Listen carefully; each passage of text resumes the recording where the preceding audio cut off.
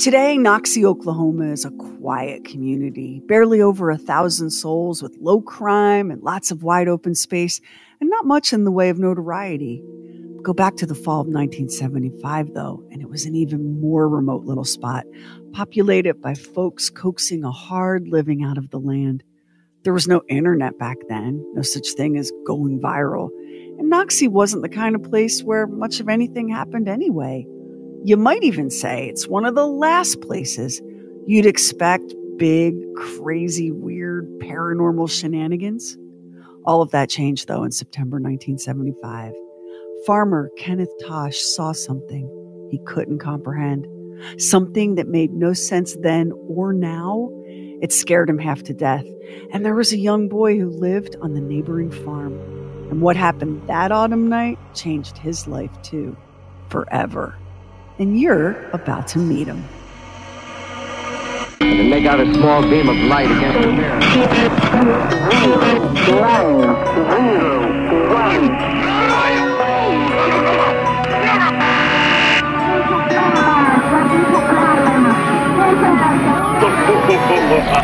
True weird stuff.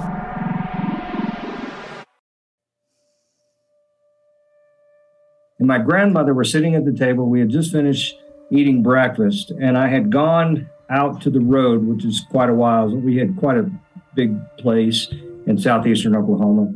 We hunted, we raised all of our own stuff, gardens, big, huge gardens, and lots of animals at the same time. We didn't hardly go to the store for anything. So everything that we did, we got off the land. So I'm sitting there with my grandparents, and all of a sudden, my grandmother starts telling a story about someone not too far from us who was going into his pasture, and he's going in with his pickup truck, and he's got one of those pickup trucks where you've got the gun racks hanging in the back window, and you've got a couple of guns hanging on the back, and he's got 2 dogs. And so every morning and every evening, this guy would go off into his pasture. He had a big hog pen down at the end of the pasture, and he would go down there and feed his hogs every evening. And he was on his way down to feed his hogs, and he came up to the gate. He got out to open the gate, and he looks down at the pasture, which was probably 1/4 mile or more away, and he could see this dark figure that looked like it was standing looking over the top of this big, large hog pen. Now, if you ever been around hogs and hog pen, you're talking about something that the pen itself would come up to somebody that's 6 foot. It would come up to your chest or better. Yeah. And he was surprised to see that this thing was so big that it looked like he could just bend over and reach the other side of the ground. And so the guy looks down there, and he is concerned somebody is messing with his hogs. So he jumps back in his truck, and he speeds down to the pens, and the dogs all of a sudden are going just crazy because they picked up a scent or saw something or whatever. They're in the back of the truck. Before he could get the truck stopped, as he's going down to the pens, the dogs jumped out. But even before that, he was watching this figure as he was speeding down his pasture, and he couldn't go too fast because it's real bumpy and, just tear up his truck. But he was honking and flashing his lights, and he was going down through there. And the next thing you know, he saw this, what looked like a dark creature, reach over the fence and pick up a 250-pound hog with one arm. And he put it underneath his arm, and he turned, and he headed toward the woods. So when the guy came to the stop, the dogs jump out of the car. They go running after this creature. And he reaches behind him, grabs one of the rifles, and he jumps out of the trucks, and he goes after the dogs. And he could hear the dogs barking way off in the distance. And as he was getting closer, he's yelling at his dogs to come back to him, and they didn't. And he could hear all of a sudden one of the dogs yelp, one of those really just loud yeps, and that was it. Then you heard one dog for about probably another 1.5, 2 minutes barking, and then the next thing you know, you hear a yelp from that dog, and then it goes silent. And the guy's continuing to run through the trees and pushing branches back and trying to get to this location to where he heard his dogs. And he finally came up on the first dog, and the first dog had been torn in half. And then he went a little bit further, just looking around, and the next dog was laying there with his head twisted backwards. And we're talking about full, probably 40, 50-pound dogs that were done like this. That's the voice of Dewey Vaughn, the little boy. He's all grown up now, retired from the Air Force where he held a top secret clearance. Today he has an MBA, owns his own business. He's a husband and father. And Dewey is someone who has never, until now, spoken publicly about his experience with, well, Bigfoot. I had no idea and could have never told you what a Sasquatch was, or even what the term Bigfoot was, other than maybe just to say some of my uncles had a Bigfoot. I would not have known what that was. So I had no real idea that was kind of what was lurking around down there. And I had no history of what that could have been. And I think my curiosity got the better of me most often than anything, just by the description, because I oftentimes, as I was hunting, would look for something like that. So that's one of the stories. I've got several more, but I just wanted to share that one because that was the beginning of my journey.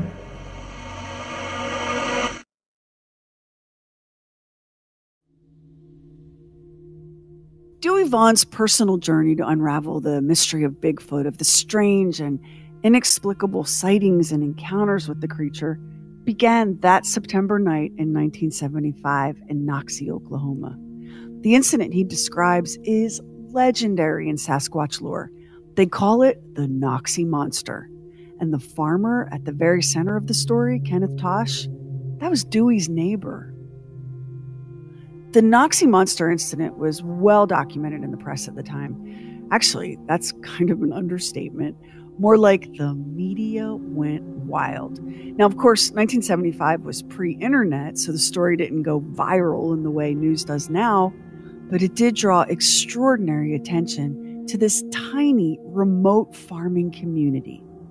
I've looked at census data for Noxie, Oklahoma, and the county, and today there's not but a handful over 1,000 people who live in Noxie. And back when this event happened in September of 1975, it was even smaller and more isolated. And like you said, not multiple news channels, certainly no such thing as the internet, right? And you knew your neighbors because there weren't but so many. So when that news story hit of this sighting on the neighbor's farm, this creature that could hoist a fully grown hog with one hand. I mean, even a city girl understands how unlikely that is, right?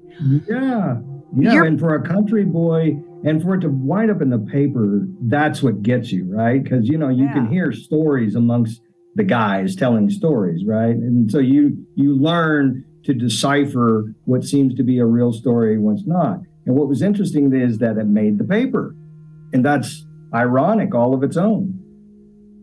And you knew, like your family, you may not, as a child, as a kid, you may not have known everyone in town, but I have a feeling that your parents and grandparents were pretty well acquainted with everyone in the Noxie area, and certainly with Kenneth Tosh, whose farm was down the road a ways, right? That's right. And those days, the farmers that lived off the land, they didn't tell stories.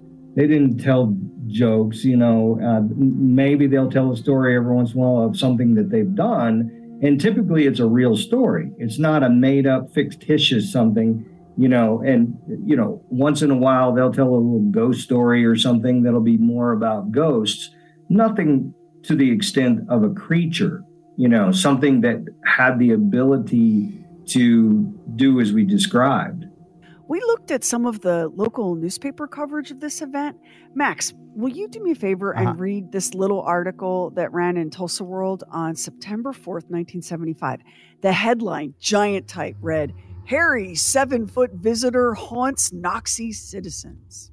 Folks at a community northwest of here were staying up Wednesday night in the hopes of another glimpse of a 7-foot human-like creature whose eyes glow in the dark.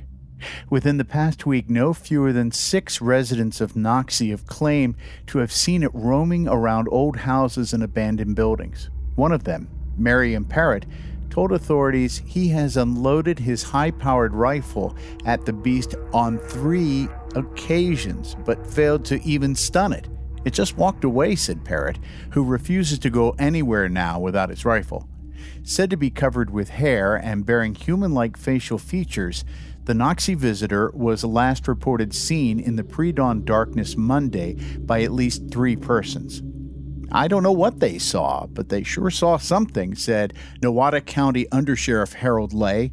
One woman was almost hysterical, and her husband seriously said his knees were still knocking. Lay said he may make plaster casts Thursday of footprints found near Noxie, located just south of the Kansas border. One person who saw the prints Wednesday, however, said they appeared to be that of a child. So that's a taste of some of the local coverage, and it's interesting because the people who were the alleged eyewitnesses of this 7-foot-tall, hairy Noxie monster were the last people you would pick for any kind of drama. These were grown adults. These were farmers. These were hardworking people, right? The Noxie monster incident made news as far away as Tampa, Florida. Monster haunts Noxie. Noxie, Oklahoma, UPI. Farmer Ken Tosh said he saw the monster 7 feet tall, hairy, foul-smelling, and with eyes that glowed like a cat. It's got the sheriff worried, the people that is, not the monster. I was within 10 feet of it before I saw him, said Tosh, 30. He growled and ran one way. I screamed and ran the other. Tosh is one of several residents of this tiny farming community to report sighting what has been dubbed the Noxie Monster. The people are scared, Tosh said. Anything that comes around, they'll shoot. We couldn't capture him. The reported sightings panicked residents, and armed bandits of hunters have been roaming the rolling timber-covered hills along the Oklahoma-Kansas border, hoping to get a shot at the creature. The little wild incident in Noxie, Oklahoma, where there were almost no people, even made news as far away as Lebanon, Pennsylvania. Noxie monster vexes sheriff. Noxie, Oklahoma, UPI. Farmer Ken Tosh said that he saw the monster 7 feet tall, hairy, foul-smelling, and with eyes that glowed like a cat. It's got the sheriff worried. The people, that is, not the monster.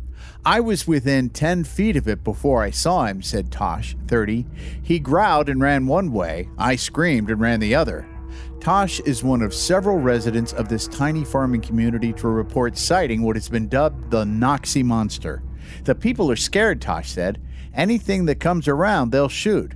We couldn't capture him. The reported sightings panicked residents, and armed bands of hunters have been roaming the rolling timber-covered hills along the Oklahoma-Kansas border, hoping to get a shot at the creature. Nowata County Sheriff Bob Arnold is more worried about hunters than the monster. We're going to get some righteous people killed by some idiot, Arnold said Thursday. I'm telling reporters to stay away from here because they might get shot, and I'd hate to have to fill my jail with some of the good people around here. I had an unconfirmed report last night that there had already been 1 horse and 2 dogs shot by these gun-crazed idiots running around drinking. A young person in this day and age with long hair and a lot of stuff on his face might at night look like a wolf man, and one of these guys that are drinking beer might want to blow him to bits. Arnold attributes the Noxie monster to a combination of beer, heat, and vivid imagination. Some folks here think that Noxie monster may have been the same one which raised a ruckus 13 months ago a few miles away near Watova, Oklahoma. But the creature reported at Watova was 2 feet shorter than the one seen here at Noxie. Despite his skepticism, Arnold says he'll keep an eye out for the creature. Maybe we'll luck out and find a monster and a UFO both, he joked. I've never seen one of those either. Listen, what was happening in Little Noxie, Oklahoma, that news even made it all the way to Hollywood, where it attracted the attention of legendary film and TV producer David Wolper. You know his work, Roots, Welcome Back Kotter, LA Confidential, Willy Wonka and the Chocolate Factory, and dozens more TV shows and movies. Producer offers $10,000 for movies of Monster. Noxie, Oklahoma. A Hollywood producer is offering up to $10,000 for home movies of a foul-smelling 7-foot monster reportedly roaming the timber-covered hills south of the Oklahoma-Kansas border. That's nice, said Nowata County Sheriff Bob Arnold. It's gone up $5,000 since he called me last week. Now I suppose we'll be getting swarmed again. The offer came from producer David Wolper. The Noxie monster attracted Wolper's attention as he searched for a real-life film to add to his dramatized documentary, Bigfoot, the Mysterious Monster, dealing with the legendary hairy beast reported in the Pacific Northwest.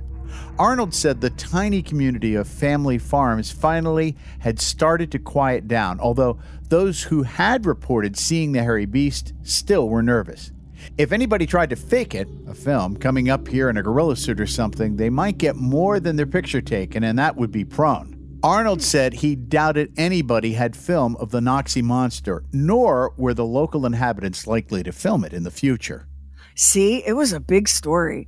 Remote little Noxie, Oklahoma was suddenly at the very center of a cryptozoological cyclone. Wasn't long, though, before witnesses and residents stopped talking to reporters. Online trolling wasn't yet invented in 1975, but branding people as kooks and liars and attention seekers is an age-old human tradition. And the hardworking folks of Nowata County, Oklahoma, had neither the appetite for the spectacle nor the time. Witnesses like Kenneth Tosh were adamant they'd seen what they'd seen. They knew what they knew. And besides, the Noxie monster was far from the first sighting of its kind in Oklahoma. There are reports of baffling, hairy, man-shaped beasts spotted in Nowata County that date back to the early 1900s. But this September 1975 sighting, this happened to a man Dewey's family knew.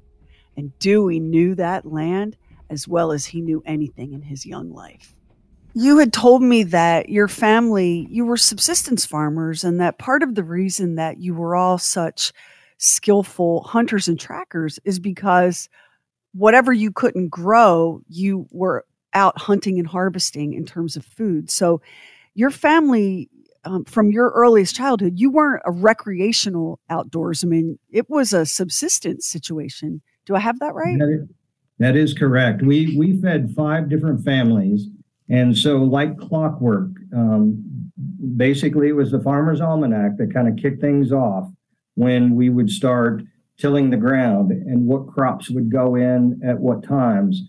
And during the winter time, we would always harvest meats, whether that was a wild boar or hogs of our own, or deer that we would go and hunt, or maybe cattle that we would be raising. We would put meat up in the freezer, and we had this big outdoor shack, and there were 5 different freezers. And so every time that we harvested anything or we would go hunting for something, we would split it up by 5, and we would basically fill up those 5 freezers. So that way in the wintertime, there was always food when food wasn't necessarily around. In other words, we didn't go to the grocery store and buy anything other than maybe flour or sugar or, some of those processed stuff that we would have.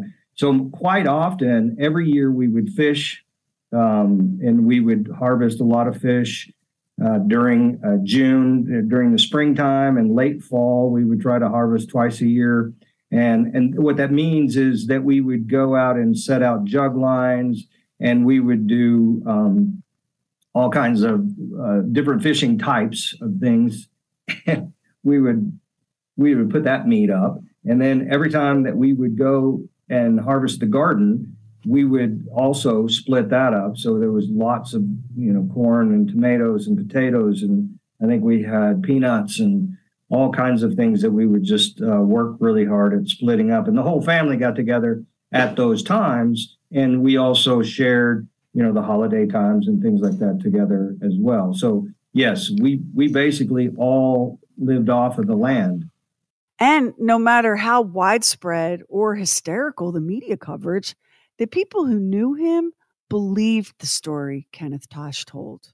The news coverage at the time, they interviewed the sheriff of Nowata County. His name at the time was Sheriff Bob Arnold. Uh-huh. And because something like this was so unlikely in Noxie, Oklahoma, just so unlikely, period, in that part of the world, that the sheriff said he was more worried about people hunting the monster than any monster. He said, quote, "We're going to get some righteous people killed by some idiot. I'm telling reporters to stay away from here because they might get shot, and I'd hate to have to fill my jail with some of the good people around here."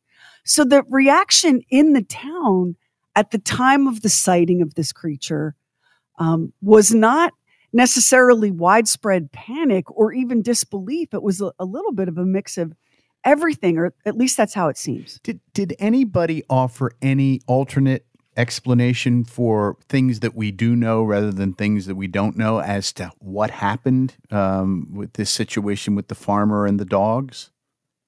No, what's interesting is, again, there's in that time period, there wasn't, especially probably not a lot now, even today, there's not a lot of storytelling. What typically happens is things like that do kind of make the paper because there's not a lot of news in the first place. So, when a farmer comes up and tells you something like that is a whole lot different than some young guy who just came into town and has a story to tell. These guys have been around a long time. As you mentioned earlier, Sherry, it was a small knit community, and nobody wants to get, ridiculed for something that they didn't see. This gentleman believed everything that he saw, and he had all the proof. And I think maybe that was why they put it in the paper. I don't know. I couldn't do a lot of investigation at the time myself, but as my life has gone forward, I have done a lot of research out in the woods, and I still do that today. Even the sheriff of Nowata County took the incident seriously, at least at first. It's always fun when you look back at news reports of a sighting like this, because you'll get, without it really being intentional, you'll get a glimpse into the pop culture at the moment. Because one of the ways that the sheriff decided to kind of tamp down the panic, because you did have people, according to the news, you did have people out patrolling with guns. There were people, There was another man who claimed that he had also seen this creature and had shot at it 5 times. And so in an effort to kind of bring the panic down, here's what Sheriff Bob Arnold said. Now, remember, this is September 1975. I'm not sure when we went into the Hotel California, but it had to be right around here. Anyway, hippies, because here's what the sheriff said. He said, quote, "Young person in this day and age with long hair and a lot of stuff on his face might at night look like a wolf man. And one of these guys that are drinking their beer might want to blow him to bits. Maybe we will luck out and find a monster. I've never seen one of those." So look at that, using humor and pop culture in an effort to deflect attention away from what, for the folks involved, was a genuinely frightening encounter. Noxie was small, but it was also a tight community. So if we had lots of, one of our neighbors had chickens that were disappearing a lot, or, hogs were getting out, or cattle getting out, we would all jump together and go out and round them up. A lot of times it was cattle getting out. And so we would immediately jump on the horses and we would throw them in the trailers, and we would run out to wherever they might have gotten out. We would round them all back up. And it would be just because somebody had called and said, "Hey, I need some help. My cows are out and they're going to get on the highway somewhere." So, we would all jump together to go do something like that. And if there was any sort of threat beyond what we're talking about now, we would obviously, jump in at that time. And it was interesting. Recently, you're talking about that time period. I just discovered, just not too long ago, of a movie that was done, I guess, in the late 70s or mid 70s about Bigfoot, Sasquatch. That, all of that was happening. I guess the Patterson Gimlin film was in Washington in the late 60s, right? And so they did this big hunt. And I don't know if you've seen that show or not, but it's easily, you can go find it somewhere. Anyway, they talked about a lot of people going out and hunting these types of creatures. And they talked about some of the similarities, to the extent in 1975 they were wanting to go to Congress and put some sort of law in place that would protect them, right? So I think even from way back, there was a movement. Of course, I had no idea what it was until I was probably in my 20s. Ah, yes, the Patterson-Gimlin film. No conversation about Sasquatch is complete without a mention of this controversial and still unexplained 59.5 seconds of footage that was captured in 1967 along Bluff Creek in a remote patch of Northern California. The two filmmakers, Roger Patterson and Robert Gimlin, were on horseback when they first sighted what the men described as a hairy, ape-like bipedal creature. Patterson reported that his horse reared in response to sensing the creature and that he dismounted and pulled his camera from a saddlebag before pursuing the figure on foot. This accounts for the shakiness of the first portion of the footage. The two men reported that the creature glanced back at them, causing Patterson to drop to his knees and thus capturing the most provocative image in the history of hunting Sasquatch. It's called the famous look back. This is followed by about 14 seconds of the creature disappearing into the trees, then reappearing as Patterson changes position, and then, frustration of all frustrations, the creature disappears entirely into the wooded landscape as the film runs out. Because, today we can roll cell phone video for hours on cats and babies and sunsets, but Patterson and Gimlin were very sorely limited by the length of a spool of 16 millimeter film. So, Roger Patterson maintained that the film was legitimate and not a hoax of any kind until his death of non-Hodgkin's lymphoma in 1972. Robert Gimlin is still alive today. He's 91 years old, and he likewise insisted the footage is real, unmanipulated, and genuine. For every debunker out there now screaming at their speakers, they faked it to get rich and famous. Well, the facts do not exactly support that. In fact, both Patterson and Gimlin went on to express regret that they'd shot the film at all, saying that it would have been a way better plan to shoot the creature and have a body as evidence. So rich, in their case, amounted to not hardly. And famous meant a decades-long attack on their integrity and credibility. You can lose like a whole week diving into all the various investigations and attempts to prove the Patterson-Gimlin footage a hoax. And that's not what we're here to do today. And I wouldn't even know where to begin debunking or disproving it. And I think y'all know that I do not even want to. I want to hear Dewey's story. So let's get back to that. I remember reading a brief snippet of an interview with Kenneth Tosh, the farmer who chased this creature through the fields in his pickup truck, who lost his dogs and his hog that night. And Kenneth Tosh said that he had never been so scared of anything. And he was a Vietnam veteran. And he said, I was more afraid that night in my own field than I ever was in Vietnam. That is incredible. I didn't realize that he was over there. But, one of the things that we did do after that story came out and we were hunting, and we were consistently hunting in that area up until I was probably 25. I can tell you that there were certain times that things were happening that were unexplained. I'll give you, for example, I was going from a deer stand, and I'm one of those guys that I like to hunt way away from everyone. If I can figure out the furthest most corner of a place, that's where I go. Just because I don't want to be around anybody, I don't want to take the chance of shooting anybody. I want to be out there where nobody else is hunting. So I was on a long hike. And so I was heading to the hike, and on the right-hand side of me was this ridge line. And as I went to my deer stand, it was dark, and I was walking this old logging road, and I could hear what sounded to be like big footsteps that were up on the ridge. And the ridge from me must have been about, I'd say, probably 40 feet or so, 50 feet. So it was close enough I could hear stuff going, but I couldn't see up the ridge. Of course, it was dark anyway. And every once in a while, I'd hear a rock tumble down. And one of the things that I always think about in that situation is mountain lions. Mountain lions oftentimes will track beside you, and but it was a distinct footstep that was a bipedal type footstep. I could hear and count the steps as they were happening. So I wrote it off, didn't think anything of it. I really wrote it off as somebody else that was hunting in that area is walking alongside me and they're going to their deer stand. So I get out to my deer stand and I do my hunting through the day. Didn't get much. Decided to, about 9, 10 o'clock, decided to come on back to the camp, cold and ready for some coffee. And now the ridge line's on the other side of me. So I'm walking back out and I start hearing those footsteps. Now it's daylight. I can look up there and see, but there's so many trees. It's kind of a shadow thing. I go down there a little ways, and the next thing you know, there was rocks that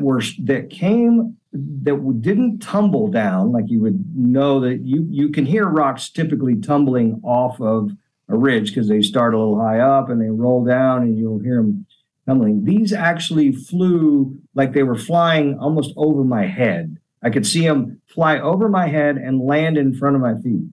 And I turned around really fast because it scared me, startled me. So I turned around really fast and looked back to see if maybe I had a cousin or one of my hunting buddies that was back there messing with me. And so I thought for sure that that was the case. And so I go down a little bit further and it happens again. It happens about 3 times on that trail. And I don't have much room between the logging road that I'm at and then a steep drop off. So I couldn't go out very far to look very high on the ridge. But there was obviously something up there throwing rocks at me. Well, I get back to the camp where I know we have the entire area already leased, so nobody else can be out there except us.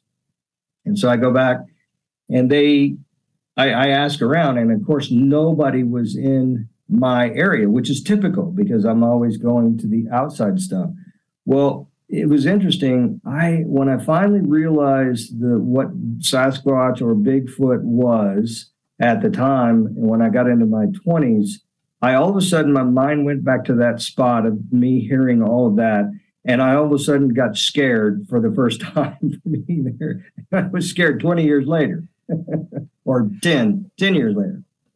We're living in, 2023 now, modern times where we have, a different Bigfoot hunting documentary on cable TV every other Thursday. And everyone talks about Bigfoot and Yetis and Sasquatches. But we have to remember that back in the 70s, before you had all this media proliferation, before there were so many outlets for people to tell these kind of stories, you didn't hear these kind of stories. And today, when we think when we think of Bigfoot spotters, a lot of people think, oh, well, Pacific Northwest. But what folks don't realize is that Oklahoma in the 70s was a hotbed for sightings of these large bipedal creatures. In September of 1971, multiple people near Oakwood, Oklahoma, saw a creature that they described as being very like a gorilla. There were similar gorilla creature sightings in that part of Oklahoma in the late 1960s. Then in 1974 in Watauga, Oklahoma, there was a reported sighting of a creature about 6 feet tall, built like a man, but covered in coarse hair. And then 1 year later, September 1975, Noxie, Oklahoma, there's this wild story of farmer Kenneth Tosh and his dogs and his hog, and this unbelievable incident where other people then came forward and said, I know what he's talking about.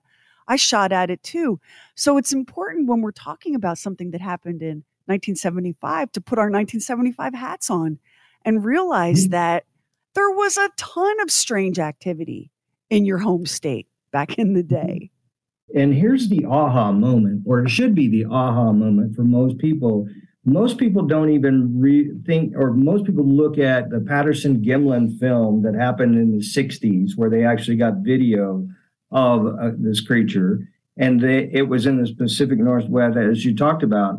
And they thought, that's kind of day one for everyone. So that's kind of some sort of reality check. And so you start thinking that that's the only place that there is, because the 1970s movie that came out where they did this big research project that they went out into the Pacific Northwest, everything is focused out there. And so I often talk to people about the numbers of potential Sasquatch or Bigfoot, the number that are out there. I've heard people say that they're in the 30,000s of creatures that are existing now at various sizes and stages. I know for a fact I'm here in northern New Mexico now, and 2 years ago, maybe it was closer, 2.5 years ago, I guess, I was up in the mountains hiking with my son and his kids, and we came across a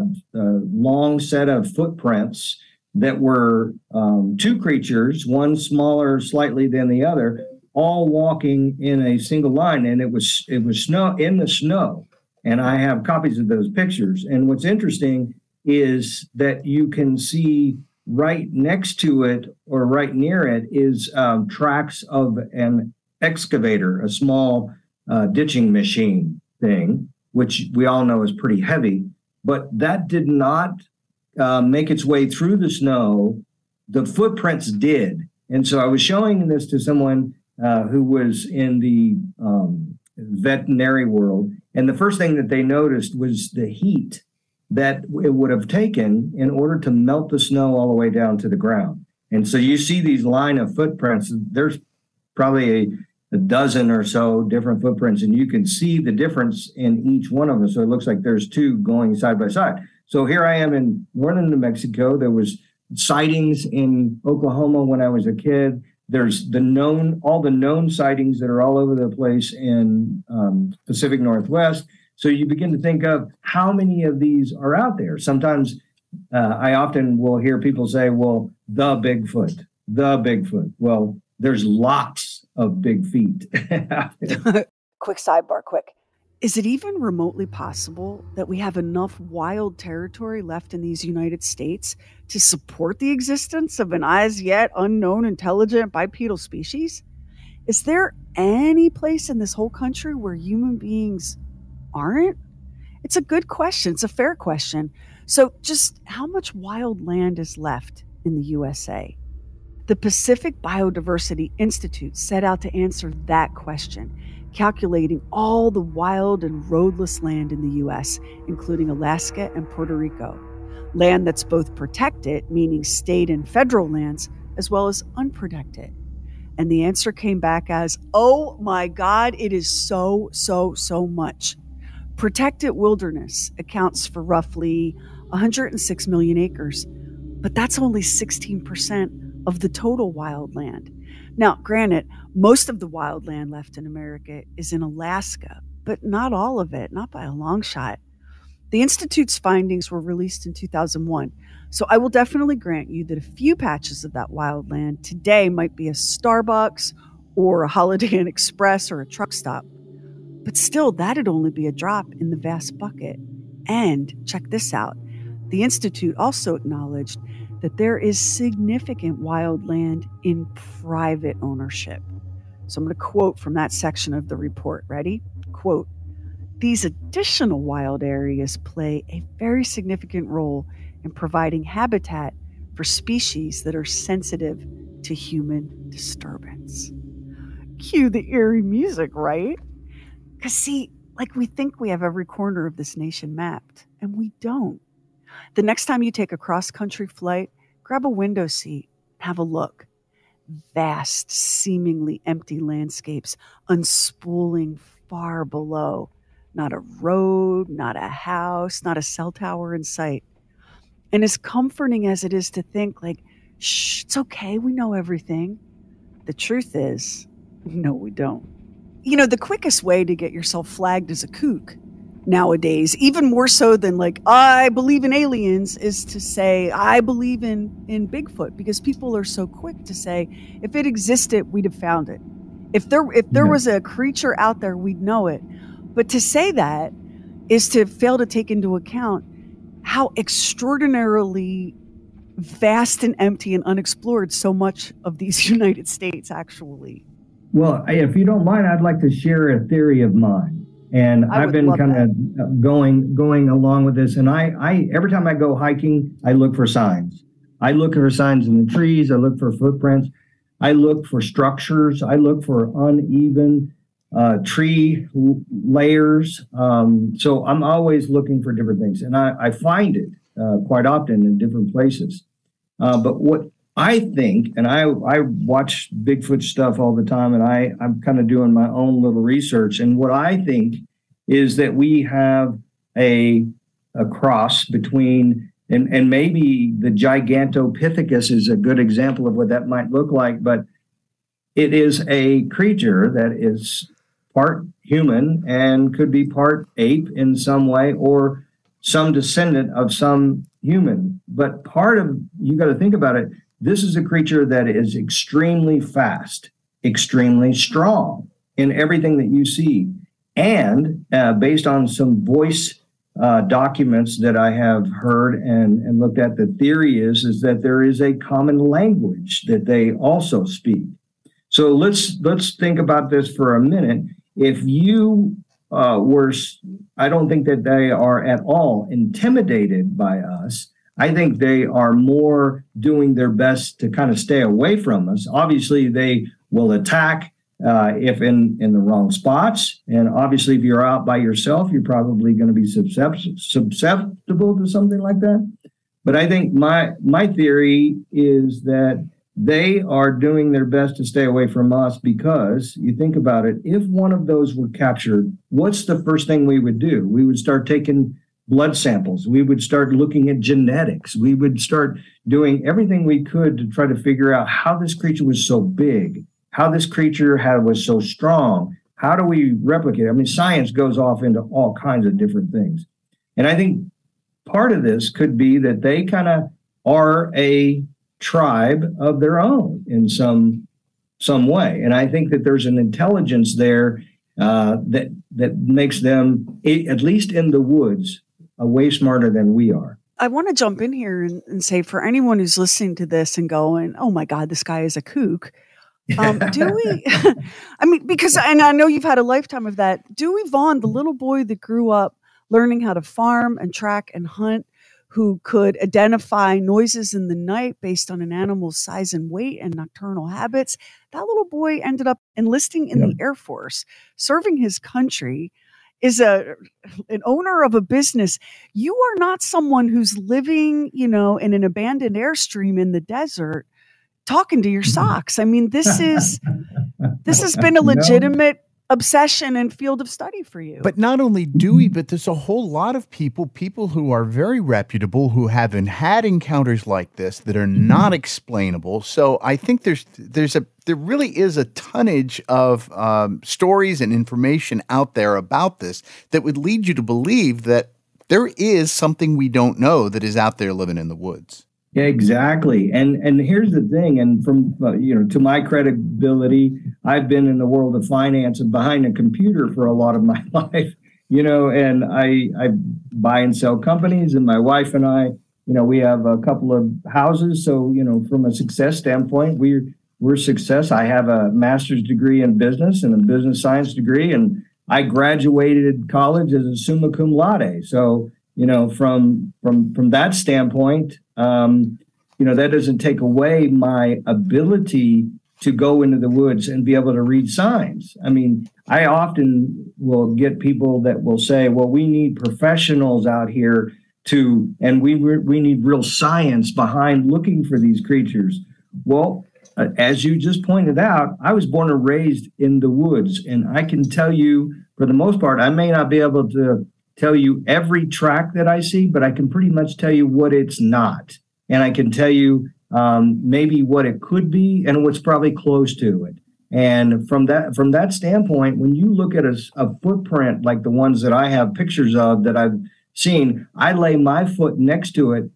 I have a size 9 foot, and I'm almost a little over half the size of this foot.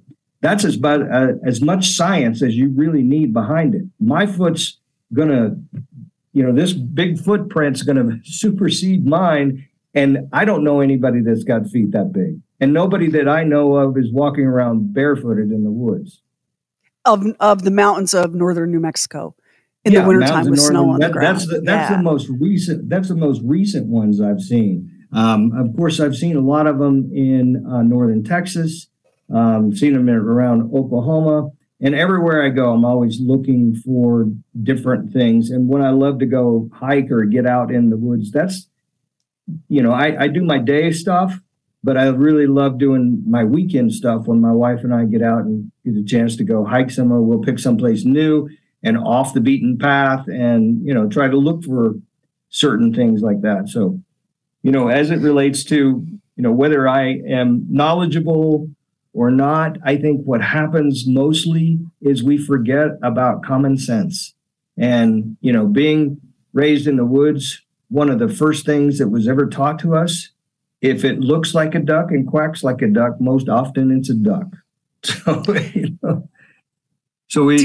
I think people forget to apply common sense when they're out there looking at some of this stuff. They want to turn it into something, more than what it is. It's a footprint to a creature that has the ability to stay away from us and has the ability to move faster than we've ever seen. Something that is stronger than most apes in the woods. I mean, it's an amazing creature. And when I wouldn't even call it a creature. I think it's probably closer to human than we might think. Dewey, do you think that in your lifetime we will find the kinds of definitive answers that would put this mystery to rest? Here's the thing. Yes, I think it's a matter of time. But here was a comment that I heard from Elon Musk one time when he was asked whether or not there was aliens in the universe. And I know it's a bigger conversation, but he said, if there's one, there's thousands. And I think that's the answer we're going to find here. If there's one, there's thousands. And we already know by common sense, by these stories we're talking about today, from the things that happened in 1975, from the film that happened in the 60s, and you're talking about two different parts of the country. And there's not just one Bigfoot that goes from Washington all the way down to the reports of the skunk apes down in Florida. That's not one single being that goes all that distance. There's many of them. Do you think that if the events of your childhood in Noxie back in 1975 had not gone down, I mean, your family knew Kenneth Tosh. He was a neighbor, right? This was your little town that you grew up in. Do you think that if you had lived somewhere else and had not had that direct personal experience, that you would be as fascinated by the Sasquatch as you are and as convinced of its reality as you are? No, I think that, no, I don't think I would. I mean, for the most part, here's the thing is I'm not on a bandwagon that I just decided, like you said, live in a trailer out in the desert to try to find something like that. I know from experience it's there. And I hear this often when I'm looking and researching these different videos that I hear or conversations or sometimes write-ups. When people say, when you see it, you know.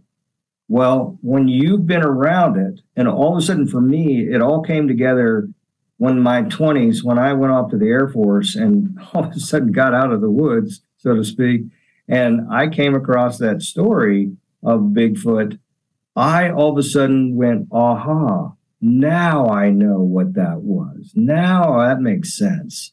Now I have a new appreciation of what I heard, what I saw, what I read, all of that came together for me. And then I thought, okay, well, I'm not going to try to jump on anybody's bandwagon. I'm going to go out there and actually try to find evidence of my own. And I have. I've seen evidence that makes no sense at all. When you see tree structures that are, the root ball is hanging upside down in a tree or shoved in the ground or, some sort of twisting of branches that absolutely makes no sense. Common sense has to kick in, like I mentioned. But that's kind of what has brought me to this. And this is my first time ever talking about it, actually, openly, besides my wife. And I have to say, I'm so grateful that you were willing to have this conversation with us, because something that you need to understand about Dewey Vaughn is that he's not a Bigfoot guy. he's a million other things, but you're never going to see him, on some Travel Channel documentary listening for screams in the woods. This is someone who has lived a completely different life, but who has kept this from that personal experience in childhood all the way through adulthood, this conviction and this faith. And because of your woodscraft, your knowledge of what happens outside and in the woods and with animals and the changing nature of the seasons and what kind of evidence animals moving through the landscape leave. It's really powerful for me because you really are not looking to gain anything. And if anything, this could disrupt your peace. Talking about this publicly. Exactly. And at this point in my life, I'm not as, whether this ever gets out and people know that I'm that, I wouldn't mind. I don't care. I know what I know. And just like those people that do know what they know or seen what they've seen, there's always these people that are going to say that's not real. It's not true. There's not enough evidence.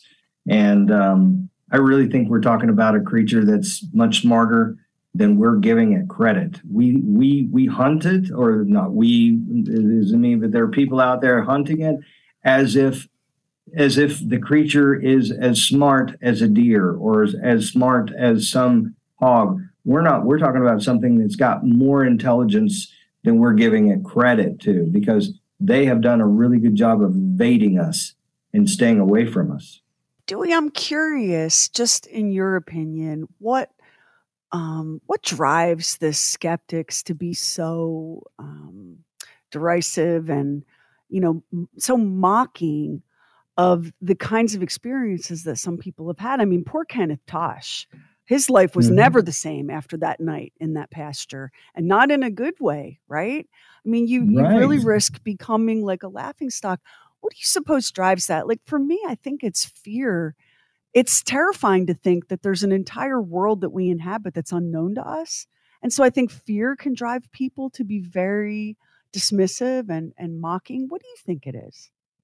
I think you hit on it a lot. Fear drives a lot of different things. I mean, I deal with that in business, the world of business. So fear is always, it can either work for you or it can work against you. And I think in a lot of cases, you're right. Some people always want to find an opportunity to prove somebody else wrong or to cast doubt in every way possible. And I think they just do that just for the sake of doing it. I don't think that there's any real reason behind that. And when you have an experience like this, and probably in most experiences, whether you've had experiences with a UFO or you've had experiences in the wood with some creature, or you had any experience to any degree, or you're in the water and you've seen a big shark that come at you, any experience, it's real to you. And it's real to every person that has had that experience. And I think a lot of times other people go, oh, no, I can't believe that. No, I've been scuba diving all my life and I've seen one shark in my life and it was a small one. It's not the same. So when they cast doubt, I think fear is one of those reasons. I think more often than not, we have this innate nature to want to be one-upping the next guy. We want to just say, no, that guy didn't see a Bigfoot, or I saw something bigger than that, or, there's always this need of being bigger and better than the next guy too. I think those two are probably the two things that would be behind that. And it's such a fallacy, too, to define the world just through the lens of your own experience. Like, for example, I've worn a bathing suit a million times, and I've never been on the cover of Sports Illustrated. That doesn't mean swimsuit models don't exist, right? I mean, you cannot expect reality, to conform to your idea of it. And there are people that find the unknown and the inexplicable so frightening, and it challenges the foundations of their beliefs and the very careful way that they construct reality. They need the world to be small and fully known. But of course, here at True Weird Stuff, we want the world to be big and filled with endless mysteries, because isn't it more wonderful to live in a world where there's always something behind a door that you've never seen before? How can you think that with your primitive 5 senses and your tiny little monkey hands that you have a total grasp on reality? That's the thing that always gets me. Yeah, and that's I love. Here's another example of that. I have taken people in the woods that are city folks, right? And I will tell them, okay, here's a track that is this. And then some guy comes over my shoulder and looks down and goes, oh, no, that's not what that is. That's something else. You look at him and you go, how much time have you spent in the woods? Maybe you went on a hike when you were 10, So you get people that are much like that. And I think that's what we have to deal with in this world. But at the end of the day, for me, when I go out there, I love, if I could be ever in the presence of a Bigfoot or Sasquatch, that would be a golden day for me. I've seen their evidence. I know they're out there. And I know that at some point, being in the right place at the right time, it can happen. And I know for a fact that when I come away from that experience, telling people about it, I'm going to get just as much strife for it. Dewey, do you think that for people that have reported an eyewitness sighting of this creature, do you think that they spotted the creature or that the creature allowed itself to be seen? That's interesting. I think for the most part, it's probably some of both. I mean, you got to think of it from this standpoint, because you look at every one of these videos, most of the time, here's a creature that stands behind a tree and does this swaying motion. And they do this swaying motion behind the tree that peeks around the tree, right? And there's tons of videos, and every time somebody says something. So that is what the Indians and stuff used to use when they would go to hunt deer and stuff like that. They would sway themselves to make it look like it was a branch swaying in the wind. Instead of just trying to be seen, you kind of break up yourself. It's kind of like it's a camouflage tactic. Yeah. So so in doing so like that, you have to think, that could be some sort of animalistic tactic, but it's also one that we use. So if they were really wanting to stand out from behind the tree and stand there, then yes, I would think that they would probably want someone to be seeing them in some way. So being seen, does that mean that they are allowing us to see them just because? Or maybe they are doing it as a protection mechanism, to say that, okay, I'm going to let myself be seen and they're going to get scared and they're not going to come around. Maybe there's a young one, and there's plenty of videos and plenty of photos of younger ones. Maybe there's a younger one nearby. And so you would make yourself present to scare off the other people. That's a sign of intelligence. That's kind of like a bear trying to protect their cubs in some way.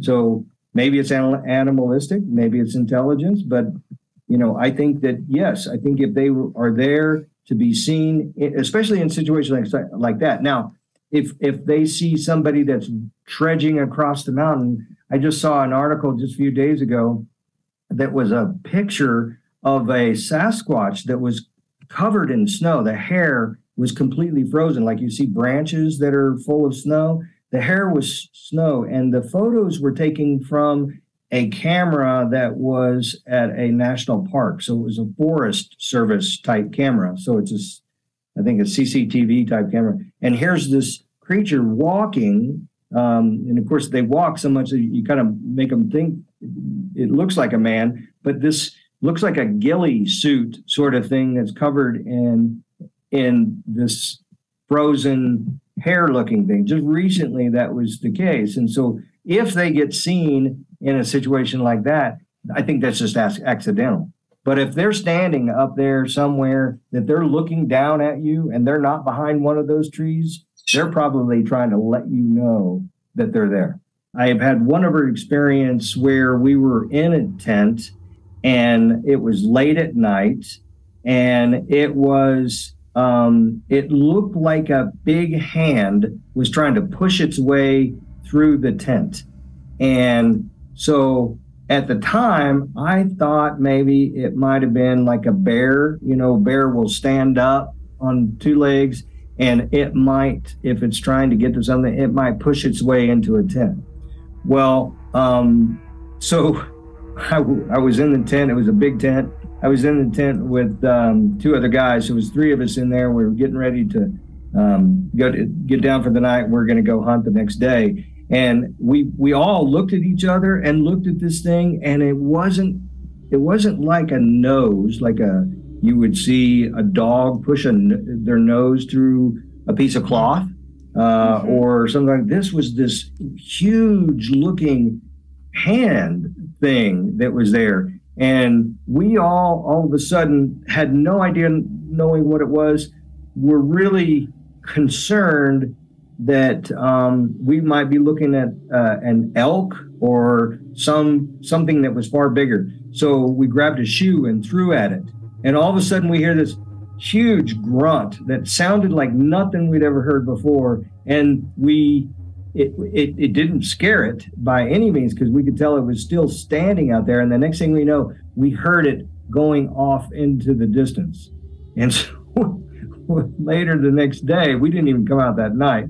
Later the next day, we came around because I have really thought for me, first thing I said was bear, but then I couldn't answer the question as to why that paw or hand was as big as it was. And typically you would see two paws, right? Because a bear can't, if it starts moving in a momentum going forward, it'd have to have both paws in the tent. And so we kind of discounted that off, and I don't think we talked about that much after that, but that was another experience. Dewey, despite the title of the show, I am not a psychic, but I'm going to go ahead and read Max's mind right now. Max is sitting here thinking, wait, so you and your two friends are in a tent in the woods at night, and an enormous hand, paw kind of a thing is coming into your tent, and then there's pushing into the tent. Yeah, and then there's y'all threw a shoe at it, and then there's a loud grunt, and then everybody goes to sleep. And we would have. I don't know that we just kind of went to sleep. I don't know if we even slept. Okay. I wouldn't sleep for 3 days. Like how in the Roadrunner cartoon, like the cartoon character would go through the wall of the tent and leave a shape of itself. That would be Max racing on foot for the nearest truck stop before he crapped himself. And this is all we would talk about until we died. Like, I can't. Yeah. And if it were me by myself or even me and one other, I think because there was three of us and we were proud kind of outdoorsmen, I think none of us got to the point where we run out. We did talk about jumping out, but we were concerned that if it was a bear, what we didn't know is was it by itself, and we were going to go out. We don't have bear tags, so we can't shoot a bear. And if there was a moose or if it was an elk or something like that, we don't have tags for that either. But of course, I do have to jump in here. I did grow up out west, and I know fully well that moose and elk have hooves, not paws or hands, right? So how could it be a moose or an elk? You're right. So again, it goes back to what we talked about earlier. When people are out there and they're always wanting to throw other ideas that, surely it's not what I think I saw. It's a bear, or it was something else. Surely it's not that. Or other people that discount your story to say, oh yeah, you just don't know what it was. It could have been a bear. It could have been anything that was not a Sasquatch or not a Bigfoot. It could have been anything but that. But in reality, I'm reading the internet's mind too, and the internet is ask him if he smelled something, because one of the nicknames for Bigfoot is skunk ape. Like, did he smell like a weird, rotted, musky kind of a smell? No, we didn't. And that was, but you got to know that most other animals kind of have a musty smell also, so we should have. And we didn't smell anything at that time. And we were inside the tent. We were inside the tent. Three dudes in a tent together. Yeah. So. Yeah. So I've oftentimes thought about going back there, but it sure made it hard the next morning to get up, get dressed, and go out after dark to your deer stand. So here's the deal. I can't convince you that Bigfoot is real. I can't persuade you to believe everything or anything that you've just heard. All I'm asking is that you think about it. Consider the possibility that we just might not know quite everything there is to know. And that there are a lot of people out there like Dewey Vaughn, people who've seen things, who've experienced things that we don't have simple explanations for. And you know, science has yet to explain the evolutionary jump that accounts for us, modern humans. There's a pretty big gap in the fossil record of human evolution.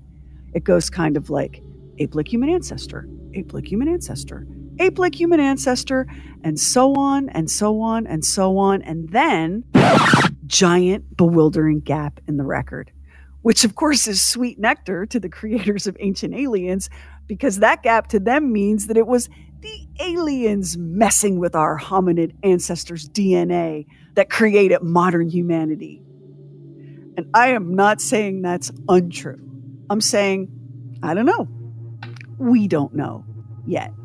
So why not leave the door cracked just a little bit for Bigfoot? Leave a light on for Sasquatch? It's not such an impossible idea. It's just a weird one. Visit our website, trueweirdstuff.com, to see some of the photos Dewey's taken of alleged Bigfoot tracks. And we'll also share some of the original newspaper stories on the Noxie monster there too. And if you're enjoying this podcast, and we sure hope you are, please do us a huge, huge favor and rate and review, because that's truly the only way that shows like this find listeners like you. And thank you so very much for bringing all of your own weird enthusiasm for all the weird stuff. You are our people. Next time on True Weird Stuff. Who doesn't love a good April Fool's Day prank? Salt in the sugar bowl, short sheet the bed, a kick me sign taped to a coworker's back. Better hope whoever you prank has a sense of humor. Be a shame if your idea of a little fun ended in cold-blooded murder. And we really appreciate it if you subscribe, rate, and review True Weird Stuff. Hit our website, trueweirdstuff.com, for show notes and photos and videos when we have it, and bonus content. Everything True Weird is waiting for you at trueweirdstuff.com. And follow True Weird Stuff on Instagram and Twitter. And if you listen to us on Apple Podcasts, hit the plus button in the top right corner. And now it helps an independent podcast like ours to get discovered. True Weird Stuff is a Now Media production. Our executive producer is Anthony Garcia. The show is written and hosted by me, Sherry Lynch, along with my deeply weird director, Max Sweeten. Our equally odd producer is Carrie Bowser. Additional production by the mysterious Stephen Call. Our digital witch and social media cult leader is Heather Furr. Original graphics by Kevin Nash. Original artworks by Olivia Axlin. True Weird original music composed and performed by Jack Griffin and Zane Nash. Copyright 2023 Now Media. All rights reserved. All wrongs remembered. And thank you to our friend Cool King Chris and fellow weirdo for letting us include his song that is about Bigfoot. Now, we're going to play it at its entirety here at the end because we couldn't quite figure out how to integrate it into the podcast. But it's coming up now. You can get all of his videos and songs on YouTube at Cool King Chris.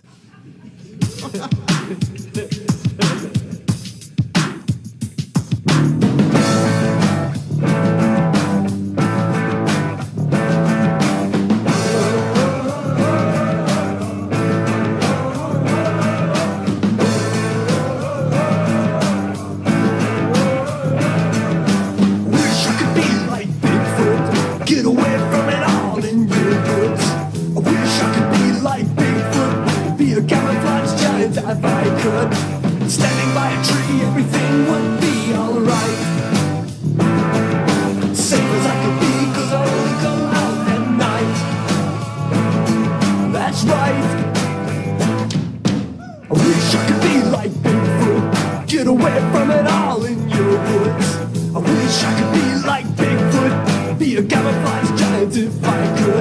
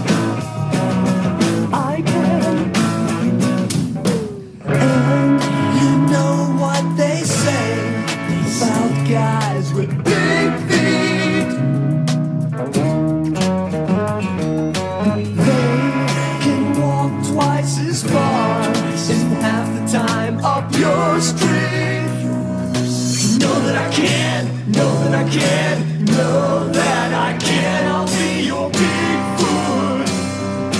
Big, big, big, Bigfoot man. I wish I could be